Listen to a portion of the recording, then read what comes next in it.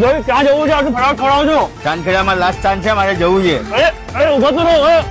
જતો રહ્યો ભાઈ. આ પાણીપુરી વાતો ગયો, મજા આવી, પેટ ભરાઈ ગયું. ચલો ભાઈને કહ્યો. મોટા ભાઈ ઈશાનપુર ચાલશો? ના ઈશાનપુર નહીં જાય. ક્યાં ઈશાનપુર હોય તો ક્યાં જશો? ચાંદખેડા જશે. ચાંદખેડામાં શું છે? લાસ્ટ ચાન્સ છે. Last chance? હા બતાવો ને, ચલો. ચલો લઈ જઈએ.